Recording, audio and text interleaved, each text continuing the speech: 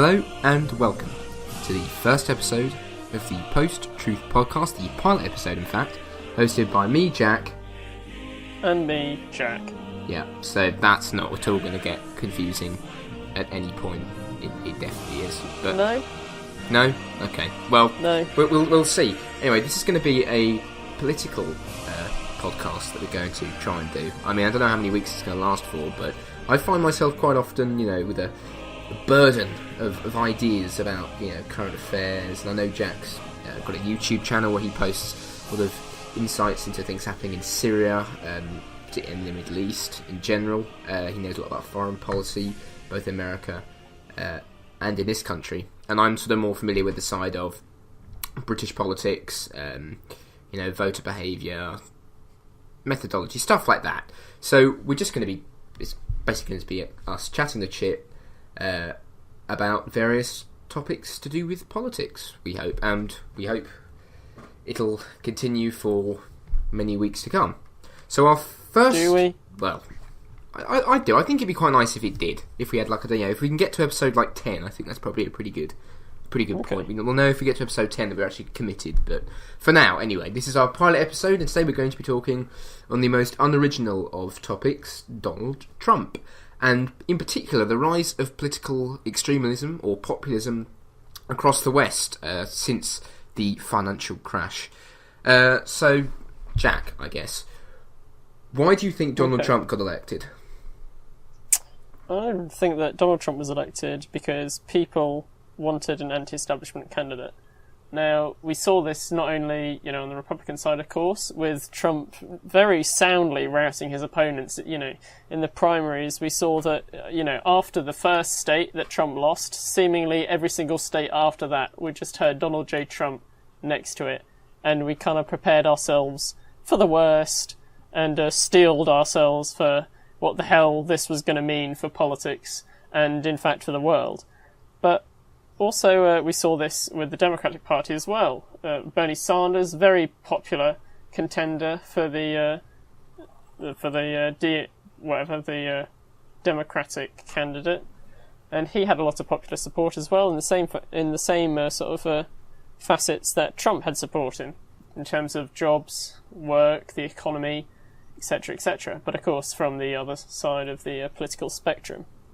Now, I think that this is, as I said, I think he was elected because he is the anti-establishment candidate. We haven't really had anyone like that. Certainly not on the, the right wing of politics since around 2000. With you could say that certain elements of the paleo-conservative movement were very much in his sort of a train of thought. But also with the paradigm, I suppose, of you had the choice of Donald Trump, the complete outsider, the completely apolitical candidate, the anti-establishment candidate, versus, if Trump's got his Trump Tower, Trump Tower, it belongs to Trump. If Clinton had a tower, it would probably say establishment in big gold letters on the front, paid by the Qataris and the Moroccans. So Clinton really was of course, she was the establishment candidate, but she was the very personification of the establishment as well. Not only that, she was the personification of constitutional monarchy as well, which the US seem to be really pushing on themselves at the moment for some reason. You think that after fighting an entire war to get rid of the monarchy, they wouldn't want it back again, but this is apparently something that the American people want.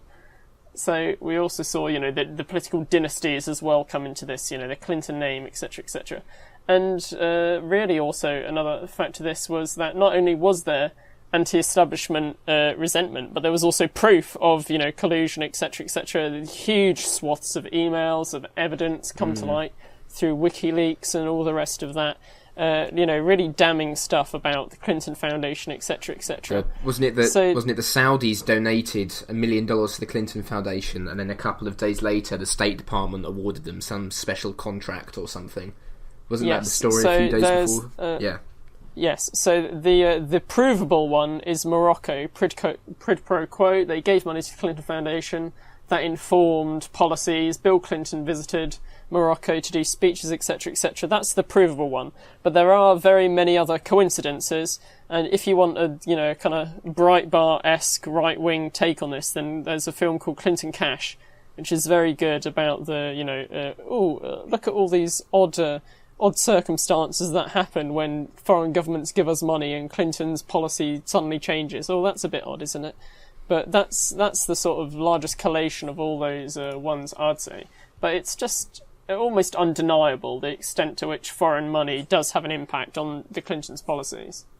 Yeah, it's certainly interesting. So I think the argument that you touched on there was that Donald Trump won because Hillary Clinton lost. It was more of a Clinton loss than a Trump win necessarily. And I think, as you said, it was a rejection of those sort of establishment figures. There seems to be a lot of anger in America, as there does seem to be across the political world, I'd say, particularly post-financial crash with the status quo.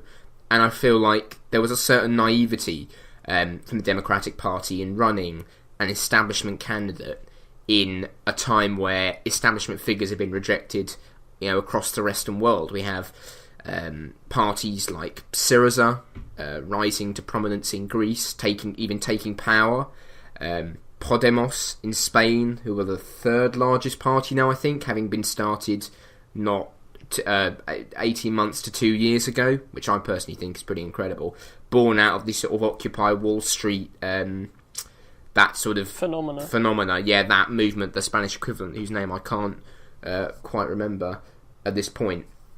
But I think there was a certain naivety, I don't know quite how to describe it, but Clinton, for me, lost that election. Trump didn't necessarily win it. Because personally, I think even though the underlying ideology that Trump runs, I think, the low taxation, to a certain extent, a rejection of a liberal consensus that seems to be creating, SJWs, as sometimes people call them, and liberal to the point of authoritarian speakers, third wave feminism, that sort of thing.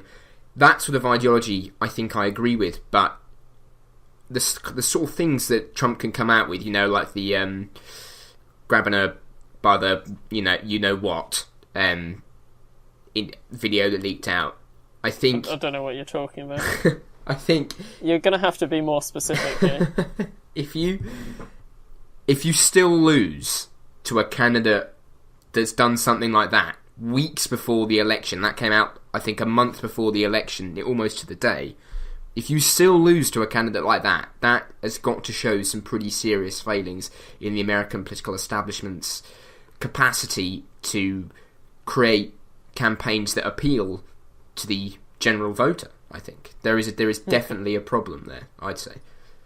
I'd hesitate to say that it was the kind of Democratic Party's fault for running Clinton. If we want to touch more about the collusion elements, then you can see that Sanders had a really rough time from the people in the DNC, Donna Brazile, etc., who, of course, were fired after it was found out that they were trying to run anti-Bernie campaigns. But, of course, they then ended up on, Clinton's staff, which, what a surprise there. So I don't think it's necessarily fair to say that it was the Democrats' fault. I think we have to return to the boogeyman of the establishment once more to, find out why Clinton ran. And also with Clinton's running, there was also the idea, I think, of the sort of arrogance that they had it in the bag, that, they didn't have to campaign everywhere. They didn't have to bother with their safe states. But with the results of the election, Wisconsin and others, we've seen that actually that they certainly did have to worry about their so-called safe states.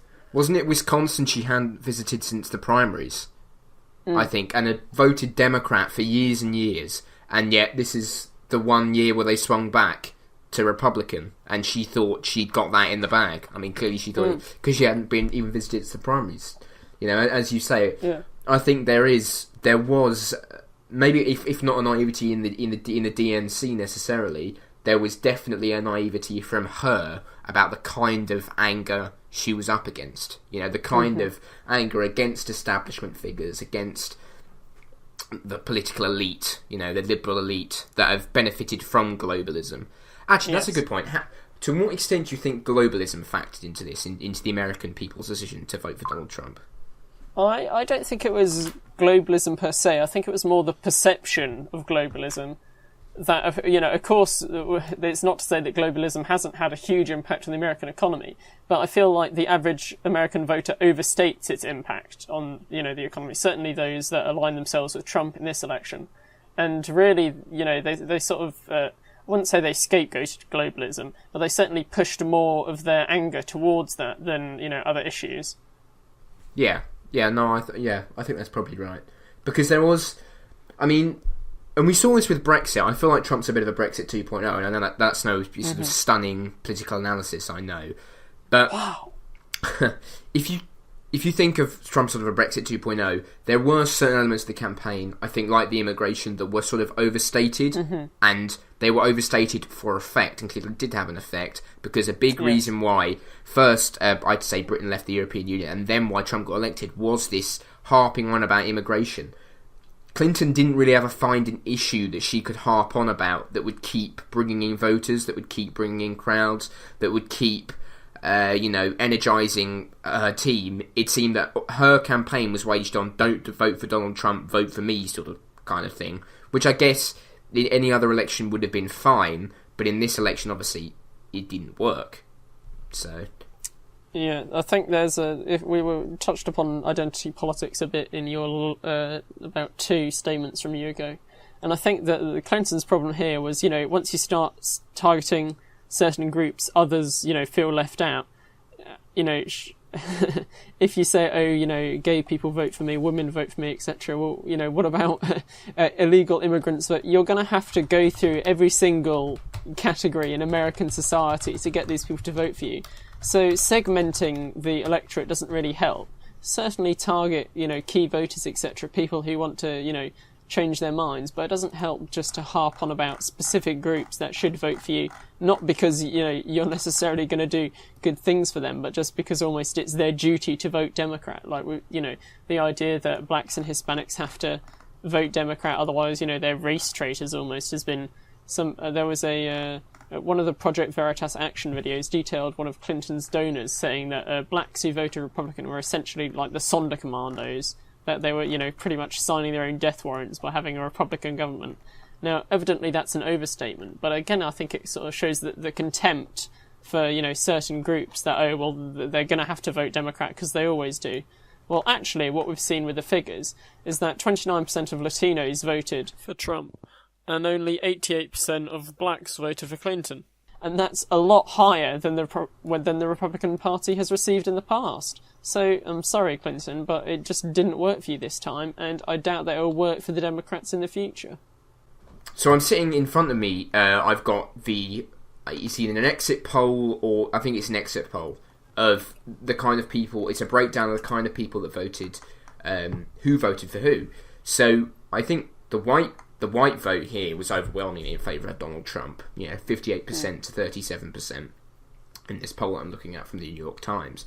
But the black vote was massively in favour of Clinton. The Latino vote was, and the Asian vote was, it was in favour of Clinton as well. Trump, I think, won this on the strength of his white vote, I'd say, because obviously white people do form the white vote is the majority in America by far and away the majority in America. He won it based on his appeal to that working class. I hesitate to say the word ordinary, but I think you know what I mean. Ordinary he's white voter. Said it, the forgotten man and woman of America. Yeah, and that's not only the working class. He says that to a certain extent the middle class have been forgotten as well. Yeah, and actually, on the income poll, very, very close. But actually, people earning under $50,000 seem to have voted slightly more in favour of Clinton, and people earning over that actually seem to be more sort of in favour of Trump. Particularly in the 50,000 to 100,000 category, Trump was polling 50%, whereas 40% for Clinton. So clearly he's managed to capture there the white middle class and to a certain extent the working class vote, galvanise them in ways that maybe these people haven't even voted before. Because polls are notoriously tricky. Actually, I was reading something about this the other day. Polls are notoriously tricky. I think I'm not sure if they do it in America the same, but over here, at least, I think if someone didn't vote in the last election, then there is a way of counterweighting that person's poll result, I guess. So they'll devalue your poll opinion, your opinion on the poll, if you didn't vote in the last election, because it shows that you have set a precedent for not voting and are thus less likely to vote in the coming elections or referendums or whatever. So, if particularly with Brexit, and I think also Trump, they both of these, Brexit and the Leave campaign and Trump managed to galvanise new voters that hadn't necessarily voted before because they felt disenfranchised, etc., and managed to get them out and actually vote. And that's why I think the pollsters have been so wrong on both of these occasions, because these two political phenomena have been able to capture the imaginations of voters who simply haven't felt interested in politics before. Yeah, I think this is another case of, very similar to Brexit, of course, energising voters.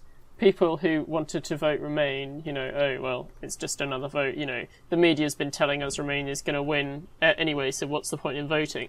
Brexit, people want to take back control, so they're going to go out and vote. Same with Trump. All the Clinton supporters, either they might not like Clinton as a candidate, is it worth voting for her? Or, Clinton's got it in the bag anyway. Look at Huffington Post saying that she's got a 98.6% chance of winning. There's no point me actually voting because she's got it in the bag anyway. Trump voters, on the other hand, we're going to make America great again, get all my mates down to the polling station. So it's the Trump phenomena of a high energy certainly did help in this regard. Okay, so what do you think about Trump losing the popular vote but winning the presidency by a landslide? I don't think too much about it, to be perfectly honest. I think that Electoral College should be reformed to some degree, but I do agree with people that it is actually a very good system for America. For if it was just one man, one vote, popularity vote, that certainly would be fairer. We wouldn't have these circumstances where people lose the popular vote yet still become president. But to a certain degree, that would also, it would do away with the need for presidential candidates to go to middle America and to small, places to go and actually, see American people. Instead, what they'd do, they'd just go to the top, 20 population centres and then damn everyone else, because that's, they're nothing compared to these, cities, the numbers of people that live there and that will vote in there. So I do think that the Electoral College does in some regard give a voice to the voiceless, but I do also understand the point that really it is an unfair system if, essentially it could, the presidential race is a popularity contest. There's no, two ways about it. But it's just sort of, how do you make that popularity contest the fairest it can be? And so I do think that some sort of reform is in order, maybe, Michigan-style sort of allocation of the votes. But, as you said, it ensures that a presidential candidate doesn't just focus, all its policies on, say, California, or Texas, where the majority of the people in America live, if they got those two, if they secured those two areas, say Clinton secured those two areas, 60-70% of the voting Democrat, can maybe combine with New York, which she already sort of had under wraps, then maybe she could have won the presidency based on that popular vote. She wouldn't have had to appeal to those other states. And surely the Electoral College actually is quite a fair system, because it ensures that the voices, states' rights are respected, because America is a federal system, and I think that's something that people do forget here. The culture in America is very different to, I think, what it is here, particularly when it comes to politics. It's a federal system. They exist in a federal system, and the states have their own legislatures, they have their own governors, who, if anything, have more of a say on policy on a sort of on a local level than than Congress or necessarily the president. It's not like here where we have sort of a prime minister and a parliament, and then a lot of, we do have local councils, but generally, they're for fixing potholes or building libraries. It also, actually, the Electoral College, much like our sort of first past the post system here, our constituency-based democracy here, it ensures that states have well, I guess it's not. It's for the presidential race. I'll cut this bit. By keeping it sort of constituency based, it's quite nice to predict on election night. So you can.